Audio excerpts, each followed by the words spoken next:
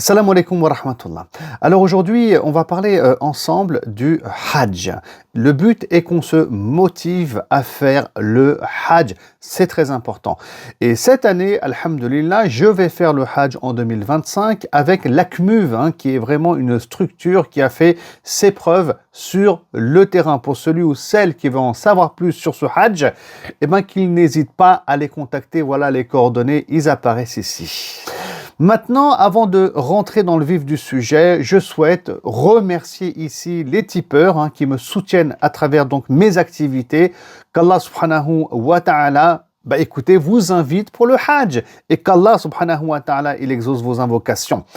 Aussi, je souhaite souligner et rappeler que j'ai sur ma chaîne YouTube des cours qui sont en lien avec la vie du prophète sallallahu alayhi wa sallam, avec la thématique du Hajj, avec l'histoire de la mosquée de Médine, etc.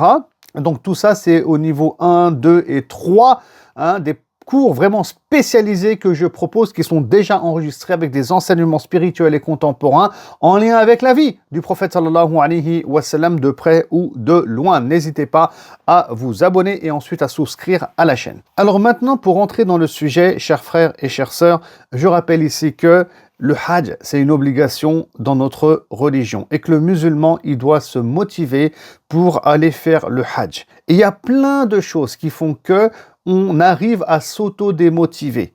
D'accord? Alors, il y en a qui disent, non, il faut boycotter l'Arabie Saoudite, etc. Et sois pas dans le déni, mon frère. Peut-être que tu n'as pas envie de faire le Hajj, peut-être que tu n'as pas envie de mettre de l'argent dans le Hajj. Fais gaffe à tes intentions. Rentre pas dans ces questions de boycott. De toute façon, il y aura du monde et ça sera rempli pour le Hajj.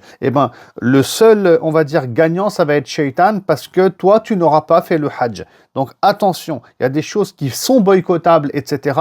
Mais on ne va pas ramener le sujet du boycott de façon non intelligente sur chaque thématique.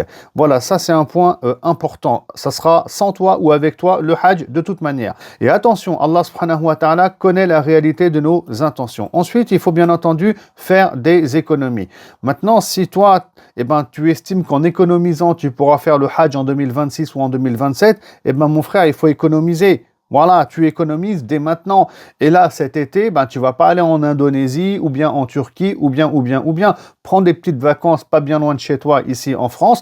Il faut faire un minimum de sacrifices. Parce que celui qui fait pas ce minimum de sacrifices dans sa vie, et qui finalement, il n'arrête pas de partir en vacances au bled, ici et là, et il claque des milliers d'euros pour ses vacances, et puis après, il meurt et il dit à Allah, moi, j'avais pas l'argent pour faire le Hajj. Mais mon frère, t'as même pas fait l'effort d'économiser. Entre nous, on peut se mentir, mais pas à Allah, subhanahu wa ta'ala. Donc, il faut arrêter ça. Et le musulman, il se fixe un objectif. Voilà, je vais mettre tant d'argent de côté chaque mois et au bout de telle année, voilà, je fais le Hajj 2027-2028 et on s'organise et on se structure. Il faut avoir la niya avant.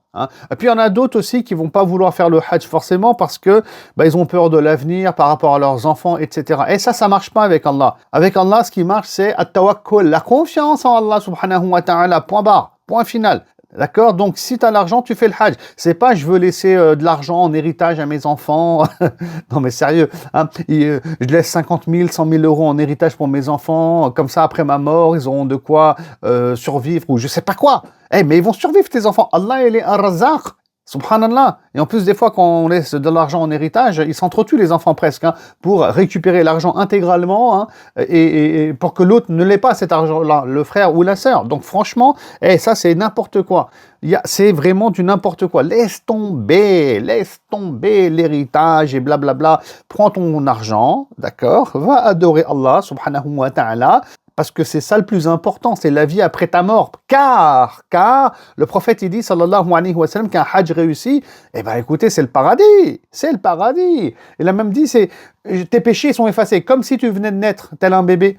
Donc, laisse tomber tous ces éléments-là. Et en plus de ça, il n'y a pas d'âge pour faire le hajj. Dès que tu es pubère, c'est OK. Donc, vas-y, fonce. Et ne me dis pas plus tard. Parce que le plus tard, mon frère, on a vu le Covid, le plus tard, tout était bloqué, on ne pouvait plus y aller. Eh oui, et le plus tard, c'est quoi? C'est tu vas avoir peut-être une maladie chronique, une maladie grave, peut-être qu'Allah nous en préserve. Et tu pourras plus y aller. Hein? Tu vas avoir des problèmes de santé, tu vas vieillir. Et puis en vieillissant, tu es fatigué. Physiquement, c'est plus la même. Donc, est-ce que tu vas être motivé plus tard? J'en sais rien. Donc, franchement, déjà le plus tard, on ne sait même pas s'il existe. Hein. Surtout, tu vas traverser la route tout à l'heure, tu vas te faire fracasser par une voiture. Qu'Allah nous en préserve. Hein? Et puis, en tout cas, voilà, tu seras directement en rendez-vous avec Allah subhanahu wa ta'ala. Donc, laisse tomber. Laisse tomber. Fais le Hajj.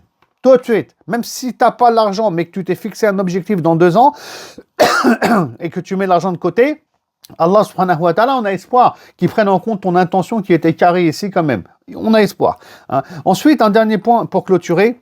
Il y a des gens aussi qui imaginent que le Hajj c'est compliqué, c'est difficile. Non, c'est simple. Ça, c'est des gens qui le rendent compliqué. Et ne me dites pas, ouais, mais il y a un chapitre dans le droit musulman. Le droit musulman, c'est pour les savants et les experts. Le prophète lui-même, Mohammed sallallahu alayhi wa sallam, il a simplifié le Hajj. Wallah, quand on voit sa sunna, comment il était avec les hommes et les femmes qui l'ont entouré, il les rassurait. Tout est simplifié. Donc, il n'y a rien qui est vraiment compliqué. Et donc, tu dois pas être le plus grand savant de l'islam par rapport au chapitre du Hajj chez les Malikites ou les Hanafites pour faire le Hajj. Non, t'inquiète. Dans les grandes lignes, c'est simple. L'islam est une religion qui est simple. Et venez comme vous êtes, hein, surtout pour terminer. Et vous dites pas, je suis pas pieux. Parce que vous croyez qu'on est pieux, tout le monde là, tous. On est tous pas pieux. On est tous pas pieux si on se compare au prophète Mohammed sallallahu alayhi wa sallam. Alors, il y en a qui sont loin, il y en a qui sont hyper loin, il y en a qui sont très très loin. Mon frère, comment ils disent les Marocains? Dir niya. Voilà, je crois que c'est ça ils disent. Je suis pas marocain. Dir niya, dir niya. Ah ouais, et la niya, mon frère. Laisse tomber et Allah, il va te guider. Et si Allah subhanahu wa ta'ala, il t'invite pour le Hajj, mashallah, alhamdulillah, et au moins la niya. Si tu tends vers Allah, Allah subhanahu wa ta'ala va tendre vers toi. Et donc, ne regarde pas qui tu es, tes péchés, subhanallah, regarde positivement, va de l'avant dans ta spiritualité et saisis cette opportunité de faire le Hajj. À très bientôt, salam alaikum wa rahmatullah.